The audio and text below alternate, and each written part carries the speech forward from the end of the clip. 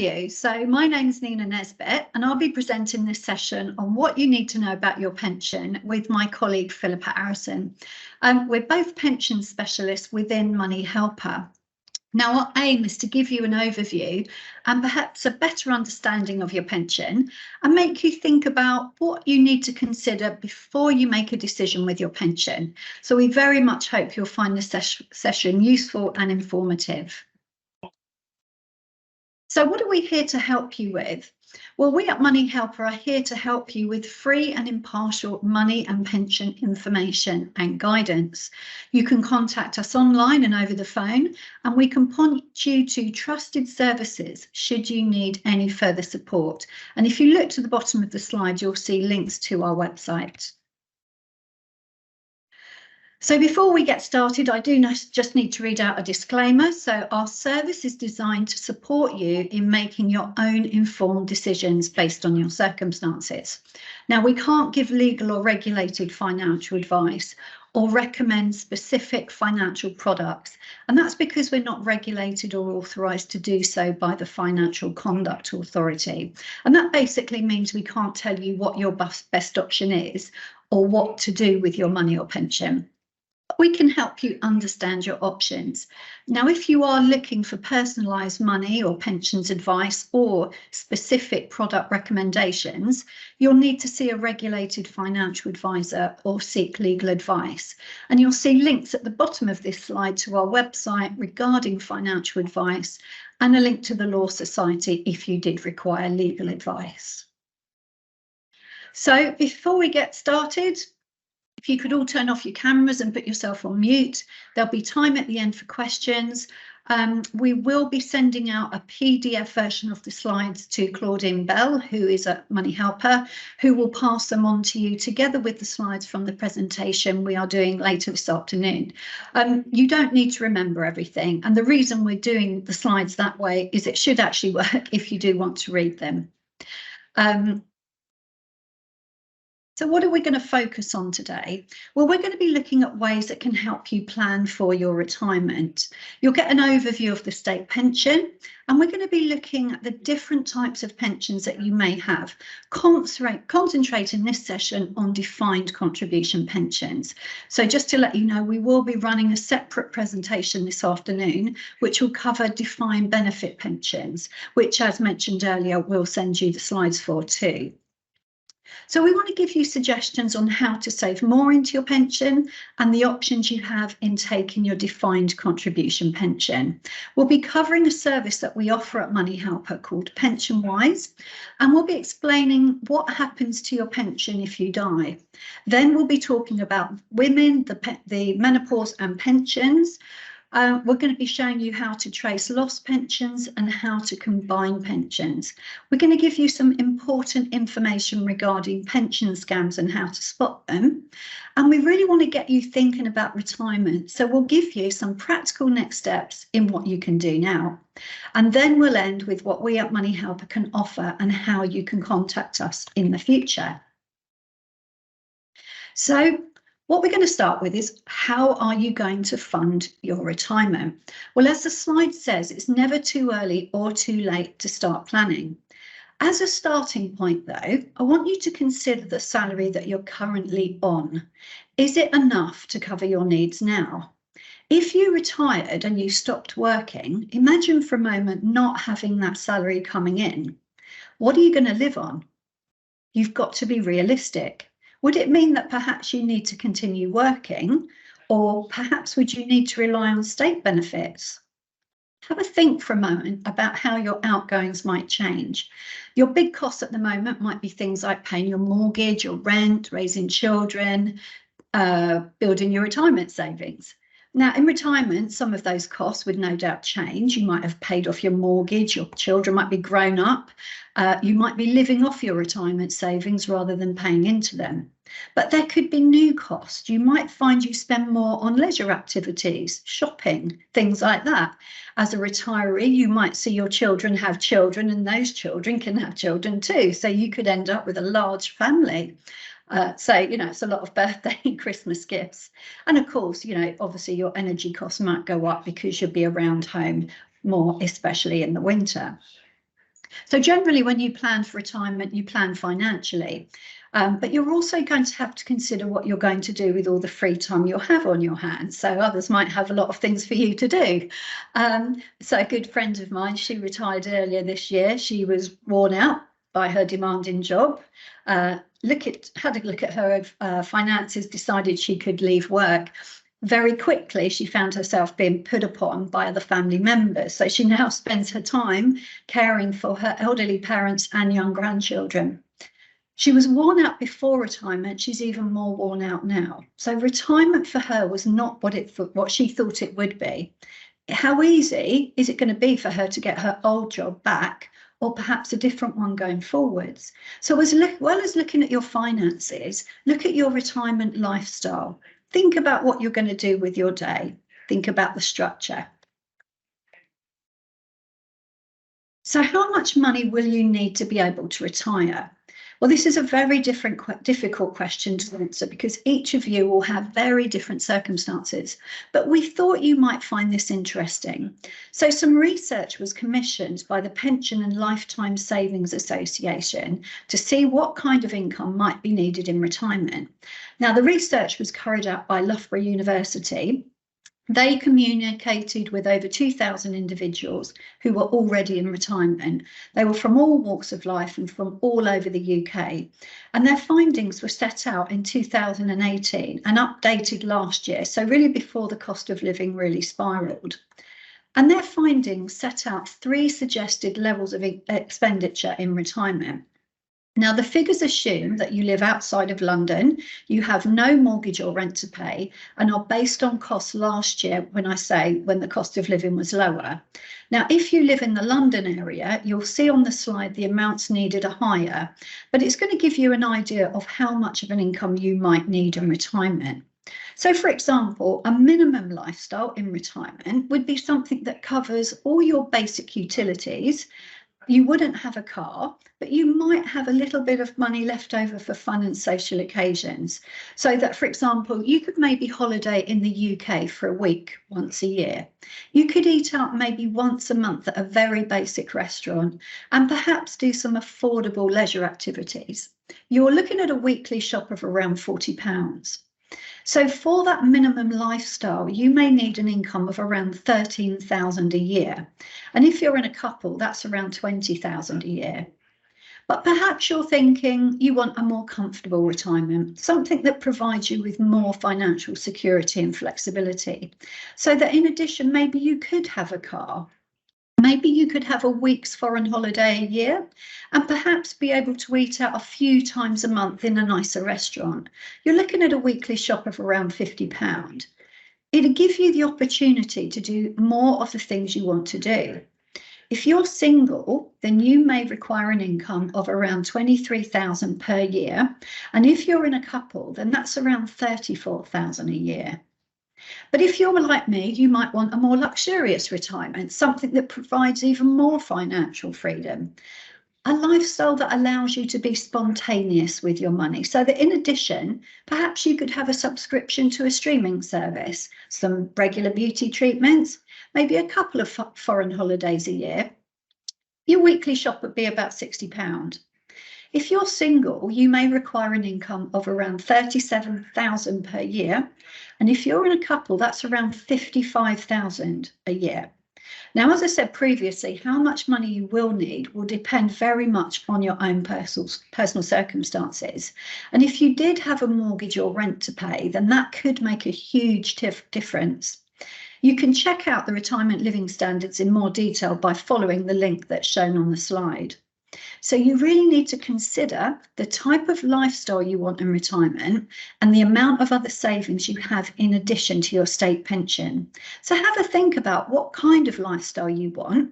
What are the things you'd like to do? You know, does retirement make your heart sing? It's not for everybody, but for me, it is. It does make my heart sing, and I want to be able to retire as soon as possible. So in my retirement, I'd love to be able to treat my family to holidays in far countries, and we have a list of 3 of them on our fridge at home, and to tick them off would be amazing. So I am looking at a more luxurious lifestyle. Is it realistic for me though?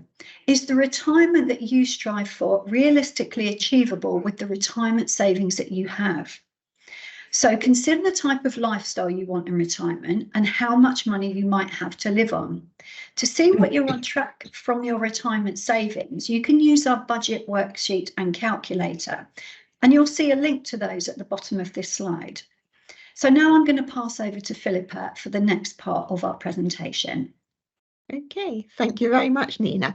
So to start off with looking at building blocks of your pension.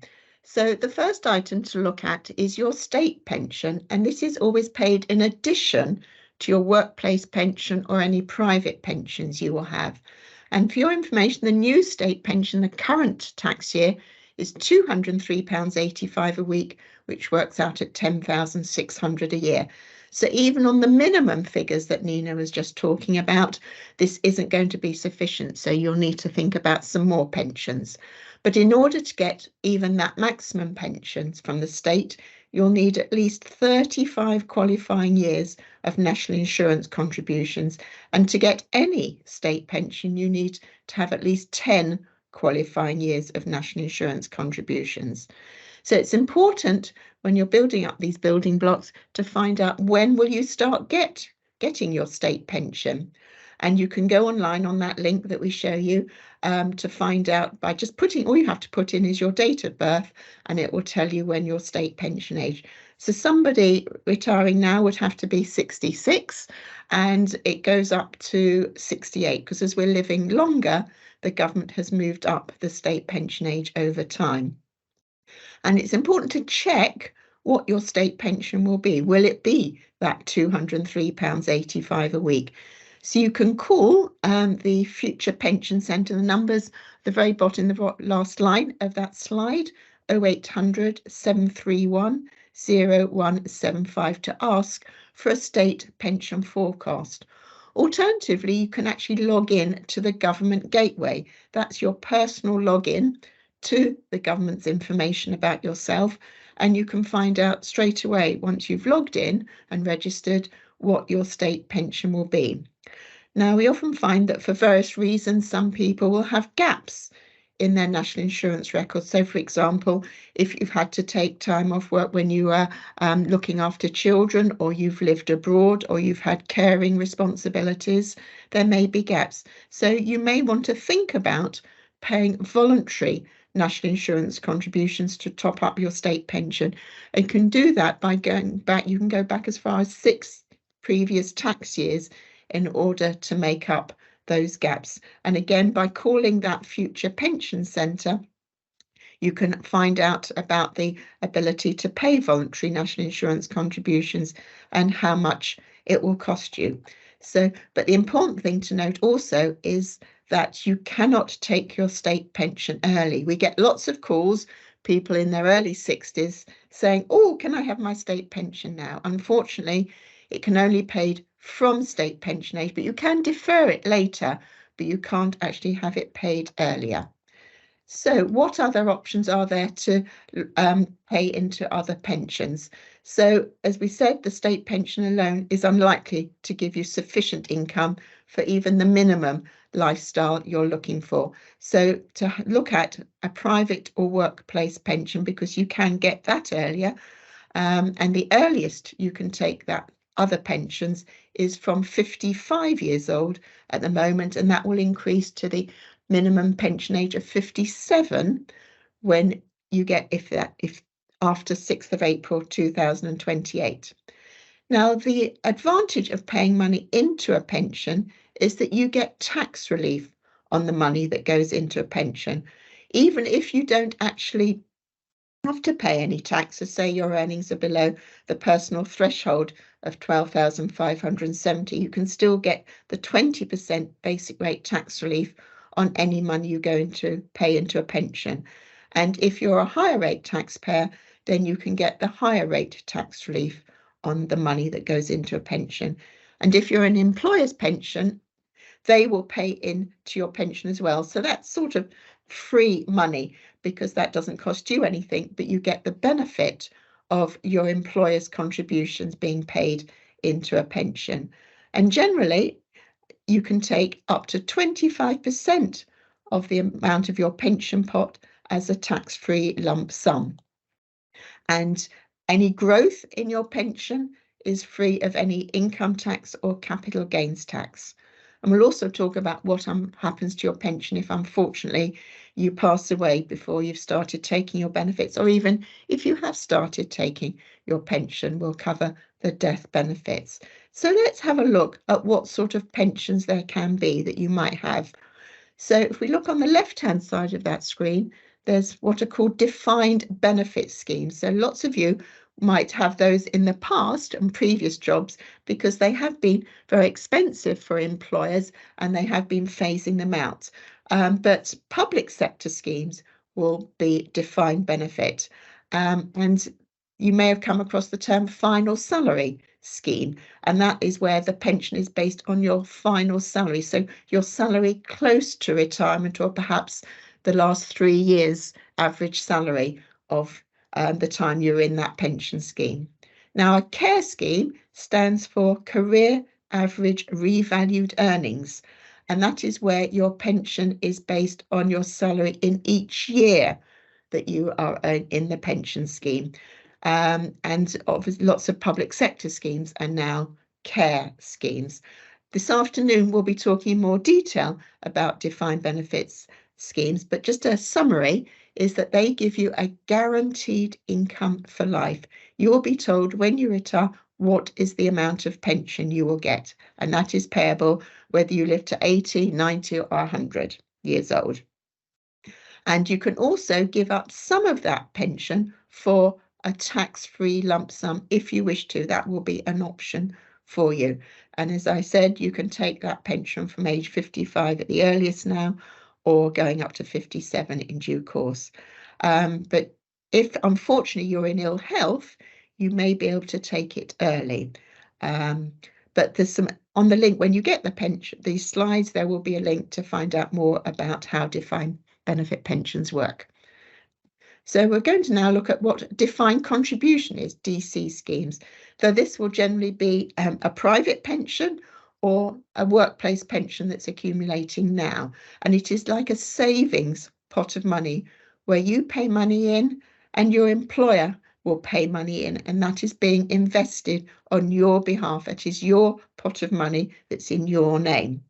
And you can choose the investments, so what sort of level of risk you want to take. And you, when you reach retirement, up to 25% of the pension pot can usually be paid as a tax-free lump sum. And there are lots of options as to what you can do with the remaining 75%. So there's more, again, the retirement age is the same, and there's more if you click on that link. So if we move on a bit more, I'll explain a bit more detail about how defined contribution schemes work. So if we, as I said, you pay a percentage of your salary as a contribution, and if you're in an employer scheme, they will also pay in. So just to keep it simple, the figures and explain how the tax relief works. If you pay in £80 into the pension company know that's come from you as the employee, and they will then claim £20 from HMRC, the government, which is the tax relief. So you end up with £100 being invested, but it's only cost you £80. That's if you're a basic rate taxpayer. If you're a higher rate taxpayer, when you do your tax return, you can claim another 20% or 25%, depending on whether you're a 40% taxpayer or a 45% taxpayer. As I said, that money is invested, and you can change investments over a period of time. You don't have to stay in the same investment that you start off with. You have flexibility. There'll be potentially hundreds of choices of investment funds that you can use while it's being invested, and generally it grows tax-free. You do not have to pay income or capital gains tax on the growth in that money in a pension pot. But the point is, with a defined contribution scheme, you do not know how much money is going to be there when you actually retire, because it's going up or down on a daily basis. So it's dependent on how much you pay in and how much the investment growth is. But each year your pension provider will send you a statement telling you how much is in your pension pot at that particular time. They also have a responsibility to do what is called a statutory money purchase illustration. That is just purely a projection of what that pension pot might be at your chosen retirement age. And they have to use a certain set of assumptions as to what that pension fund will grow by in the future. That is purely a projection. There is no guarantees, unfortunately, as to what that might be when you reach your chosen retirement age. So let's do some sort of just a picture of how this might work. So if you're in your employer's pension scheme and you're earning £2,000 a month, the minimum that you pay in is 5%, but that includes the tax relief. So it actually only costs you 4%, which is the £80 employee, your contribution.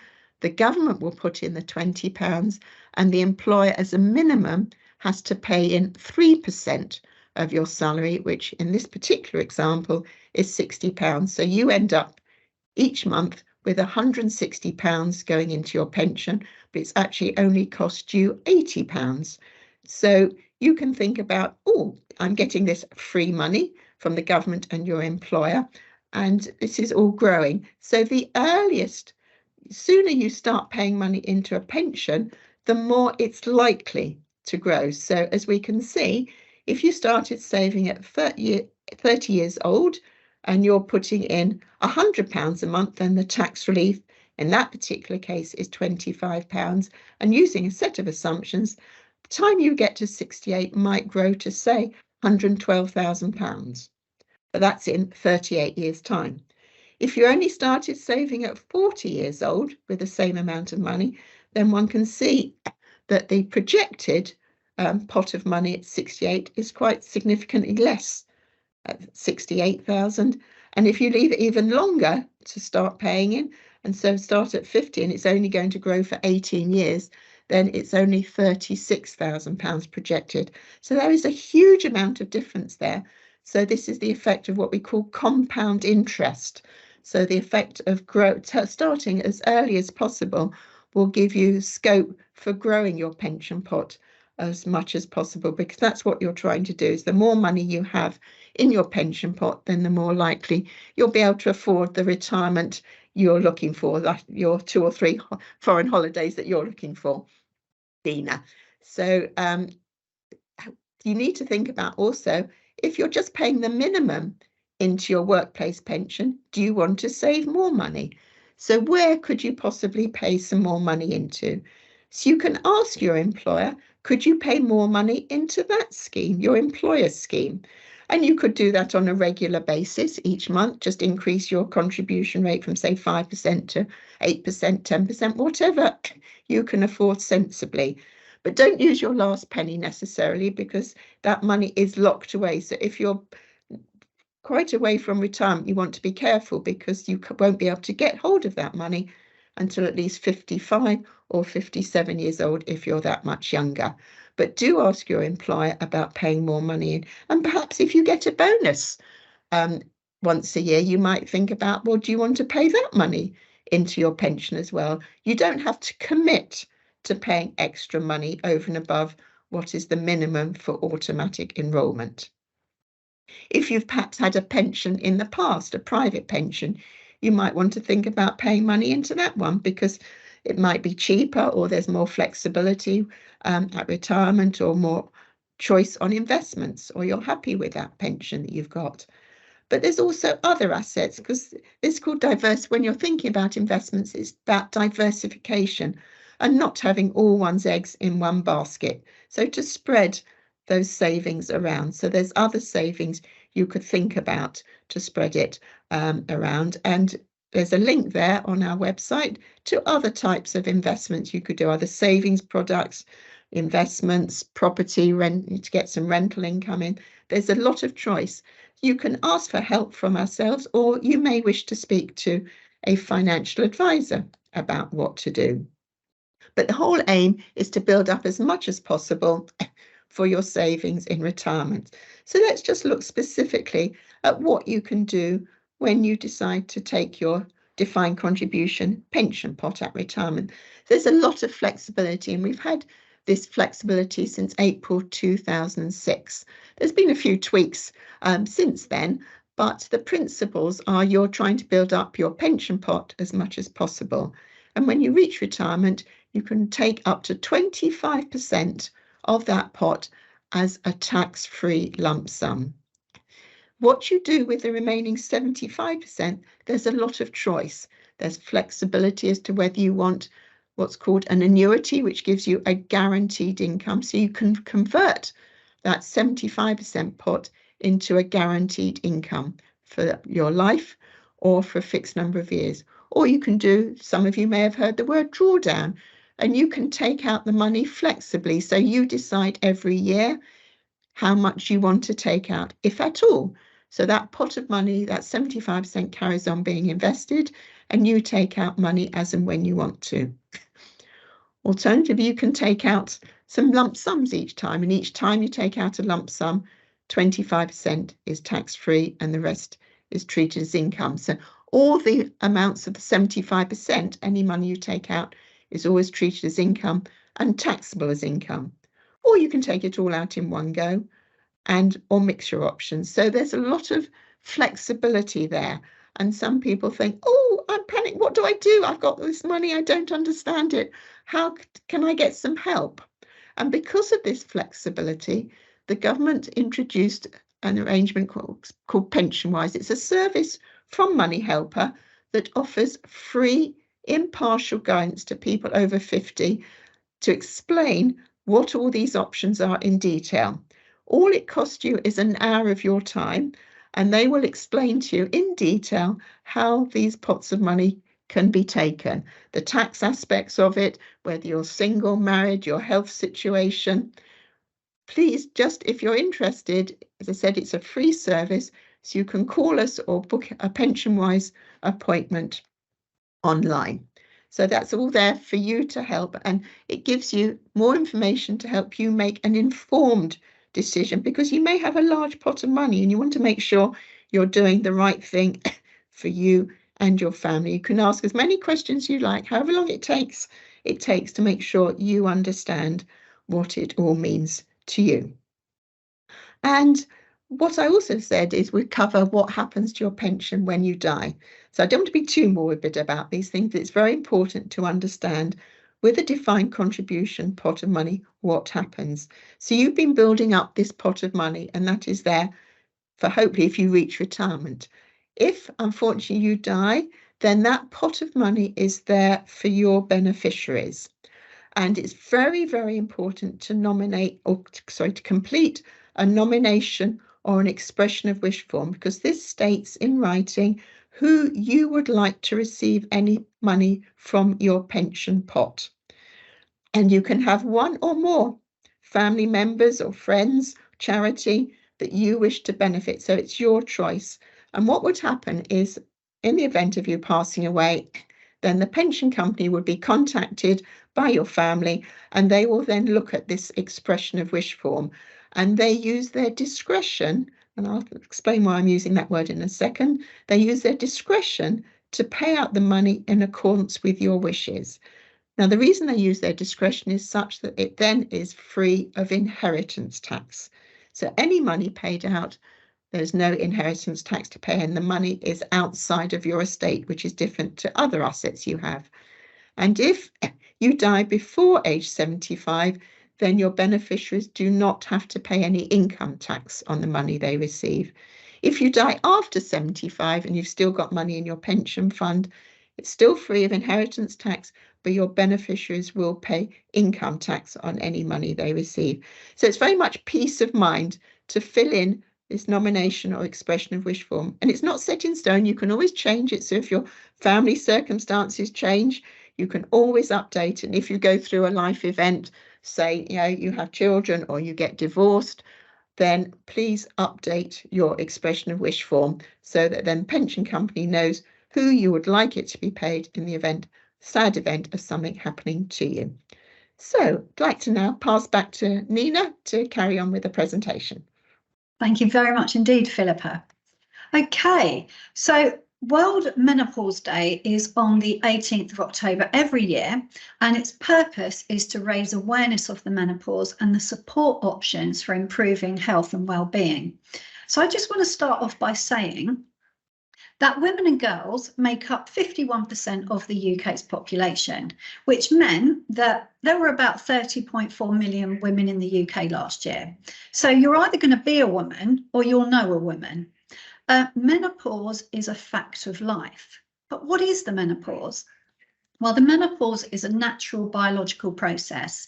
It's the result of changes in the level of a hormone called estrogen, which cause menstrual periods to stop permanently so that pregnancy is no longer possible.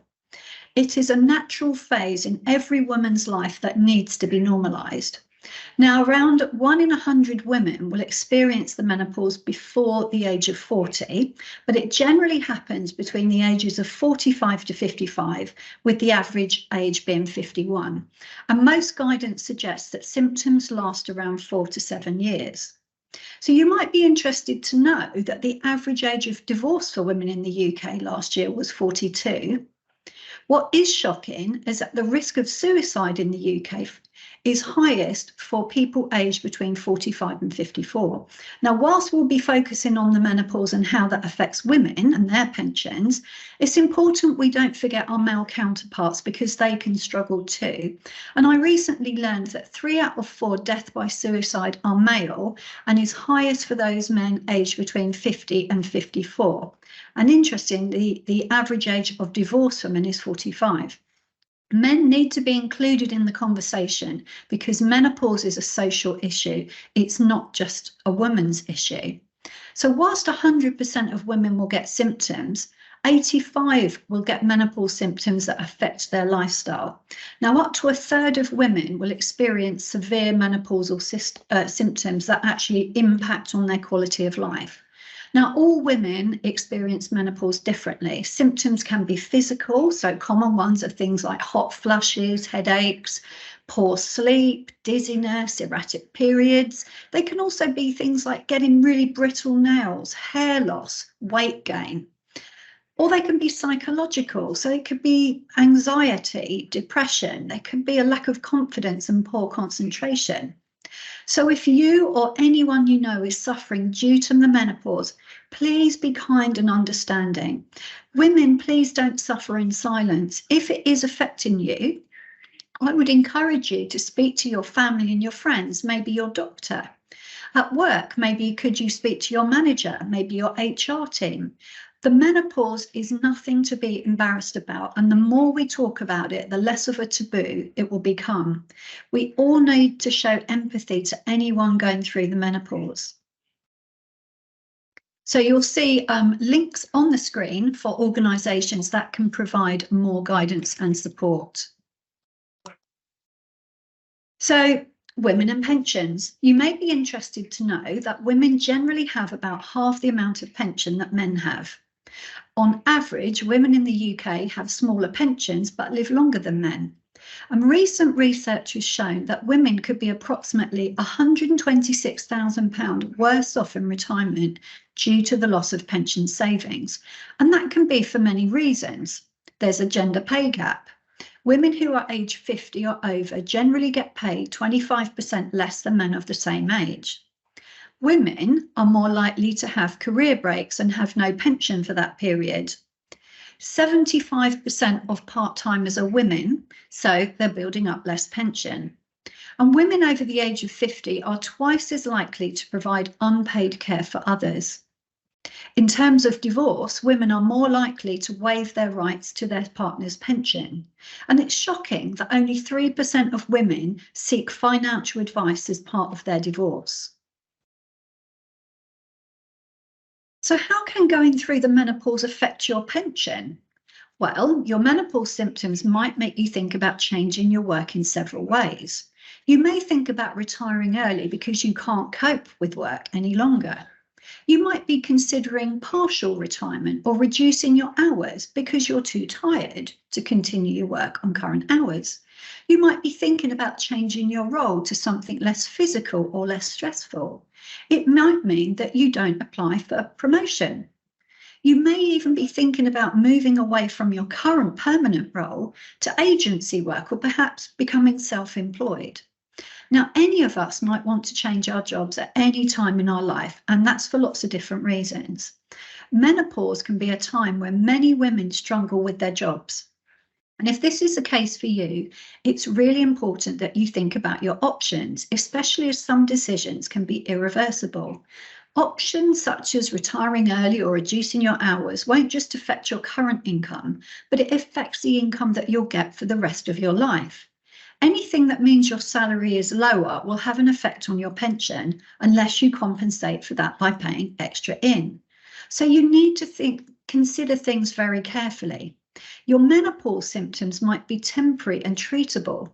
So thinking about them like that, rather than them being a permanent change, might be helpful. It's important to give yourself time to think things through calmly. Brain fog, anxiety, and exhaustion can affect our ability to make decisions, and I know that for sure.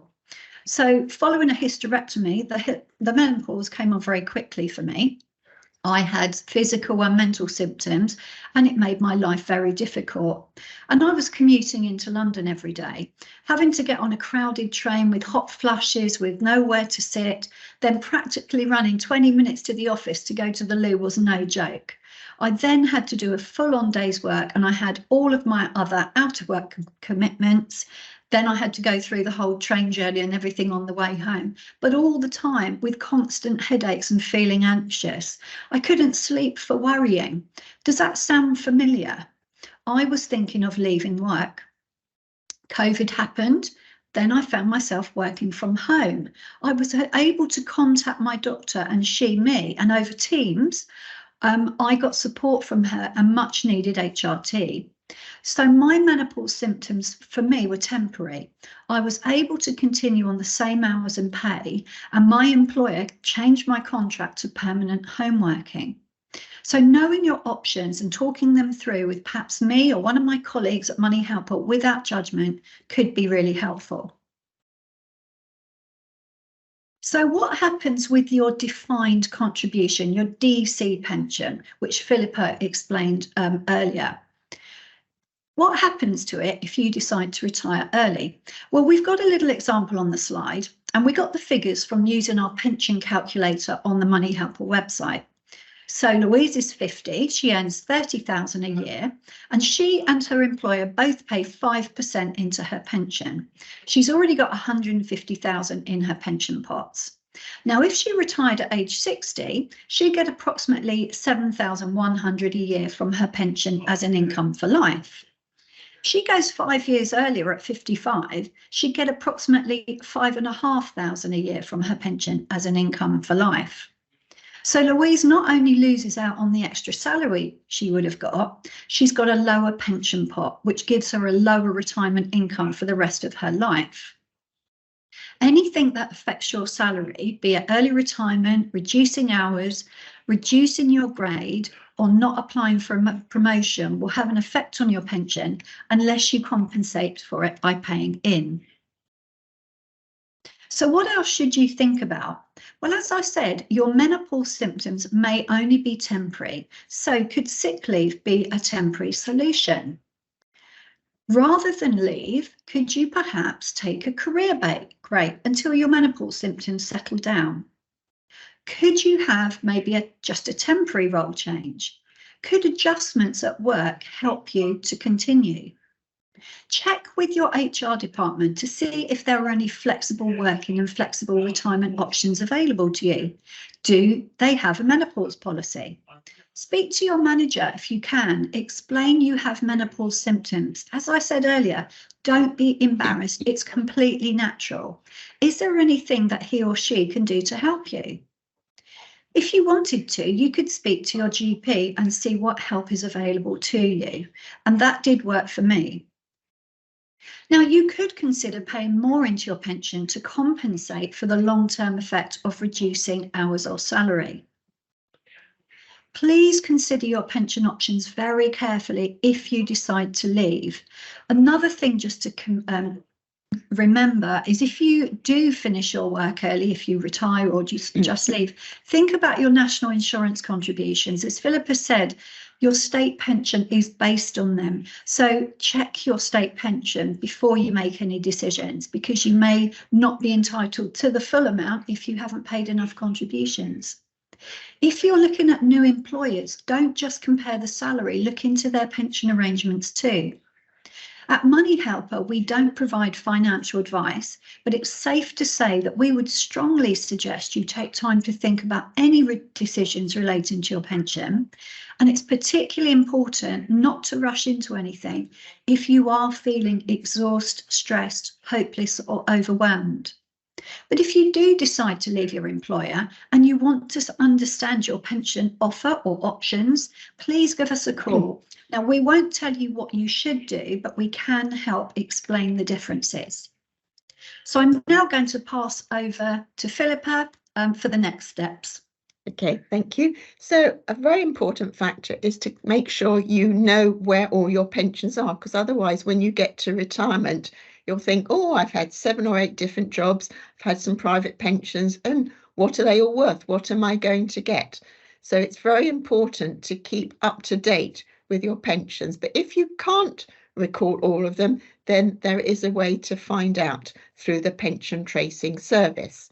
And one of the things that's happening at the moment is that there is a pensions dashboard being launched. It's being worked on at the moment by our colleagues at MoneyHelper, but what will be happening is that they are going to be arranging that every single person's pension, whether it's defined benefit, defined contribution, will be in one place. So at some point in the future, and this is taking a long time to put together, as I'm sure you will appreciate, because there's hundreds of different companies, not thousands of defined benefit schemes, all putting their information into one place.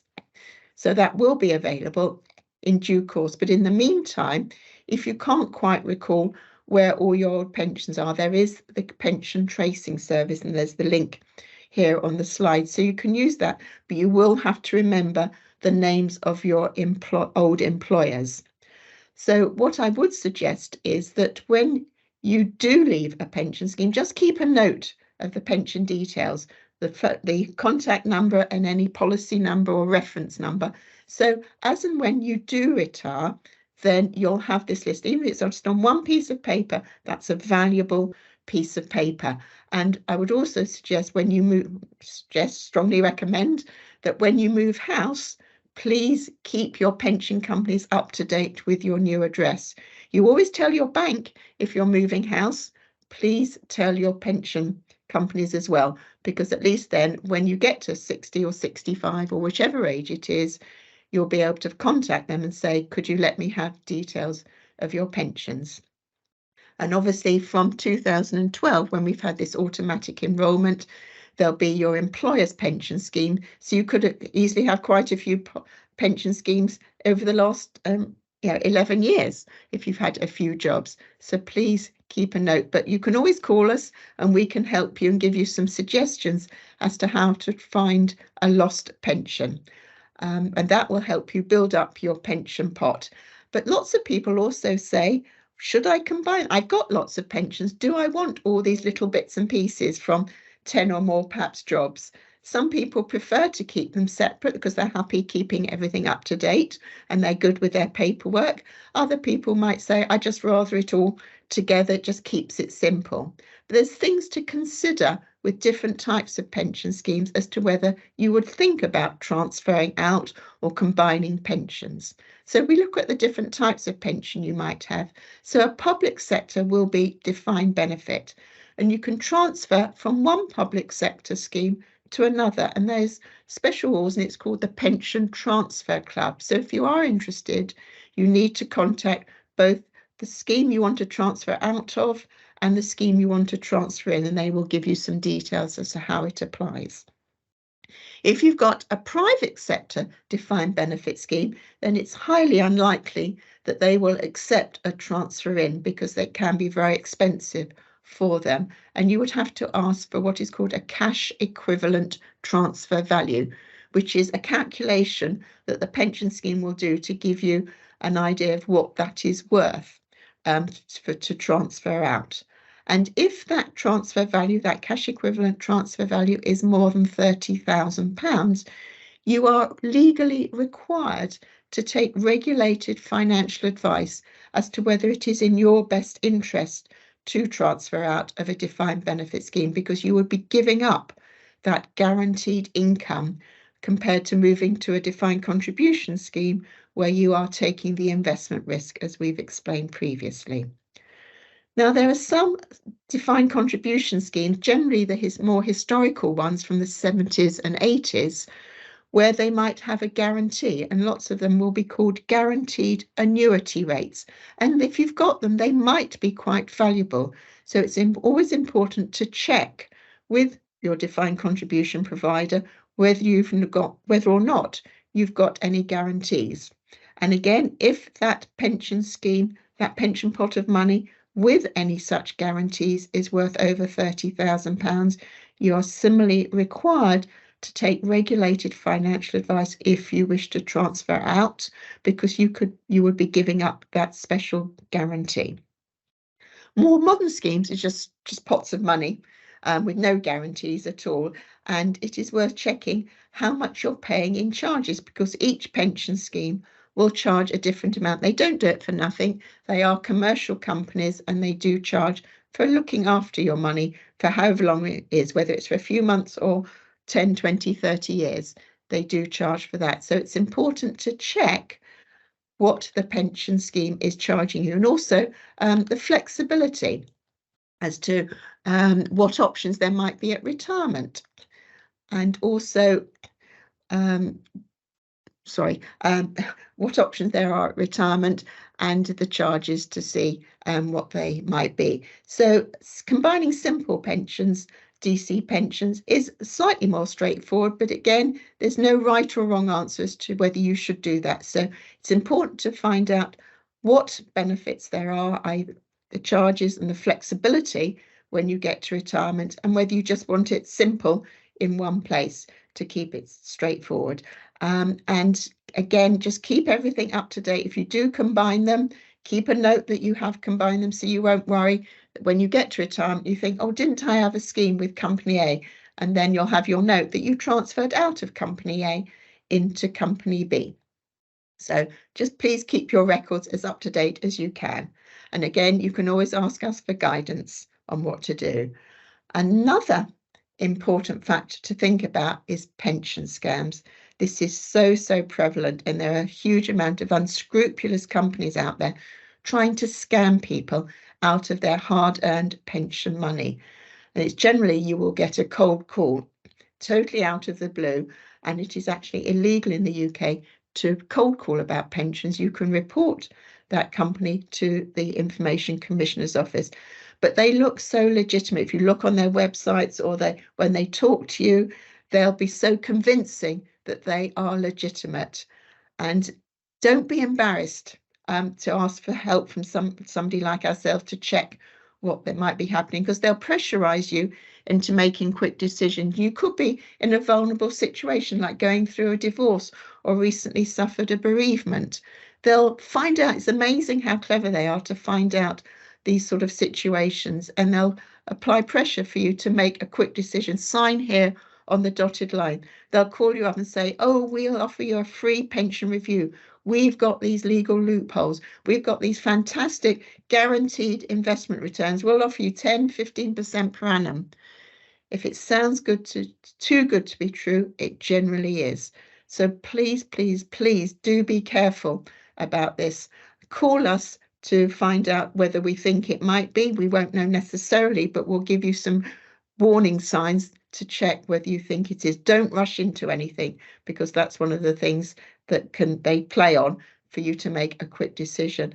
And as I've said, that you can only take your pension after age 55 unless you're in poor health, and they'll ring you up and say, oh, we've got these legal loopholes, you can get the money out before 55.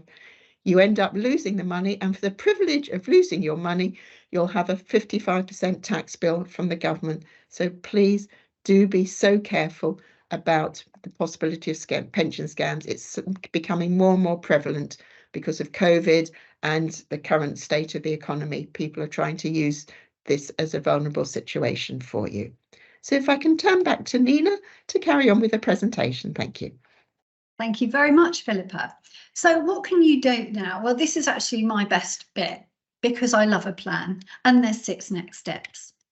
Now, as Philippa explained earlier, there are literally billions of pounds in unclaimed pension money sitting with pension providers. So could you have any other pensions out there?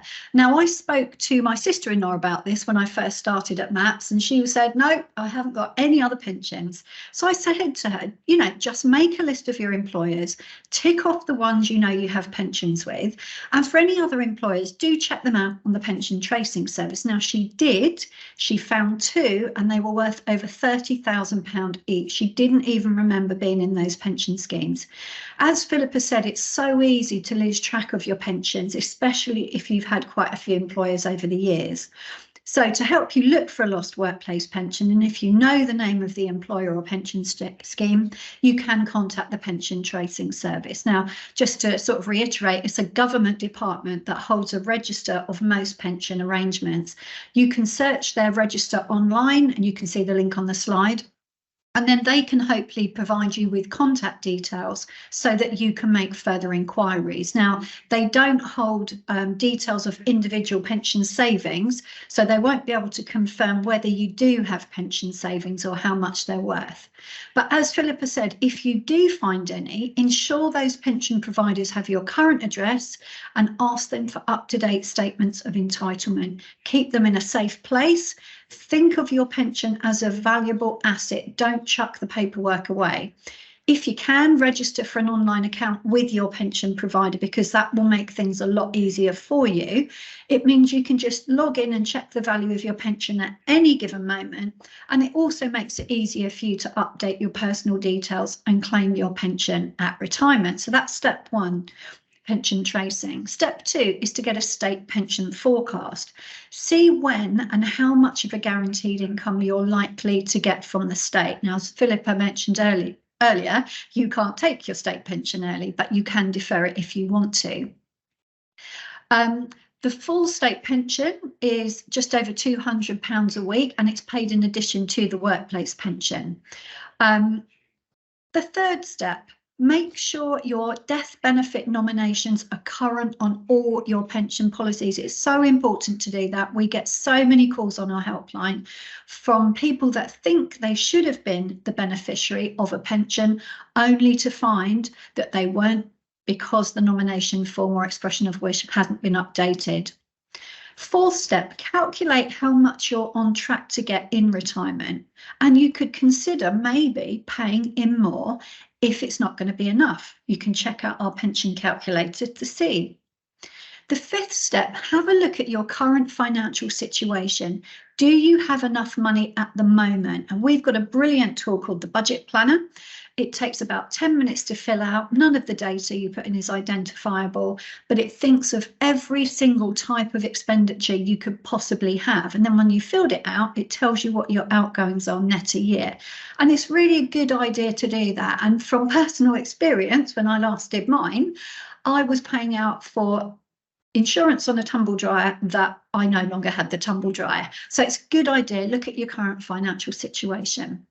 And then the 6th step is to get up-to-date statements, as I say, from all your pension providers. You'll see there is a call us on the screen as well. Any pension queries that you've got after this session, you can call us as many times as you like. We're open 9 to 5, 5 days a week. You don't need an appointment, and you'll normally get straight through to a pension specialist. Our pensions helpline, 0800 011 3797. Okay, so you can speak to us, as I say. Now, if you're over 50 and you've got a defined contribution pension pot, then you can have a PensionWise appointment. Now, PensionWise is a service we offer at MoneyHelper. Philippa mentioned it earlier. It is backed by the government. So in a PensionWise appointment, you'll be offered free impartial guidance, and and they will explain the options in taking money from your defined contribution pension pot. So at the appointment, the pension specialist, they'll talk about how each option works and how each option is taxed and other things you need to think about. They'll also give important information on how to look out for scams. But the idea with Pension Wise is it can help you make an informed decision about how you take money from your pension. The appointment lasts around an hour, doesn't matter how small the pension is. You can book an appointment by calling 0800 138 3944, you'll see it on the slide, or you can book via our MoneyHelper website, and there's a link on the slide to do that too. If you're looking for help with any other matters, then we are here for you too. Our money guidance colleagues can provide you with free guidance you can trust. And you'll see on the slide, you can call them 0800 138 7777, or you can web chat with them, and there is a link there on the slide for you. So you'll see that we've got some cost of living guides, which are really, really handy in these difficult times. The guides can help you with family and care. You know, things like big money decisions often need to be made when looking after family members. So if you're expecting a baby, or if you've got family problems like illness, divorce, or bereavement, we have easy to understand guides that can help you. We can help if you're having problems with debt, or you want to make a complaint about a financial service, or you're worried about being scammed. We can help you with saving money, whether it's for a rainy day or a special treat. Often it's easier said than done, but if it sounds like you, do get in touch. Do you want to be better with the money you use every day? Check out our guidance, get help with bank, cars, insurance, credit and borrowing. We can even help with homes. I mean, after all, they're normally the most expensive thing any of us ever buy. That's why we've put together sections on understand your money when buying and renting. So whether you're working full-time, part-time, self-employed, you're retired, you're facing redundancy, we can help you. So as I say, we've got these guides and there's more information regarding them if you follow the link at the bottom of the slide. So we have some cost of living tools. We have a bill prioritizer, which is really handy if you're unsure of what needs to be paid first. If you find that you are getting into difficulty and you need some debt advice, we've got a debt advice locator. And I mentioned our budget planner earlier, which is brilliant. My daughter, she uses it for her university, and she's mentioned it to her friends, and they've all thought it's a brilliant little tool. So we do check out the tools that we've got for our cost of living. So you'll see the kind of things that we can help with. I've sort of covered them. When you look at pensions, it's just one small little word amongst all the other words. But as I say, on the pensions helpline, you can call us at any time between 9 and 5. You can web chat to us, or you can send in a written inquiry by email. But they're the kind of things that we can help you with within MoneyHelper. So that concludes our presentation today. I hope you found it very useful. Philippa and I want to thank you for your time. And now we're just going to open it up to questions, but I'm going to stop the recording now. Okay, bye-bye everybody. Thank you. Thank you. Bye-bye.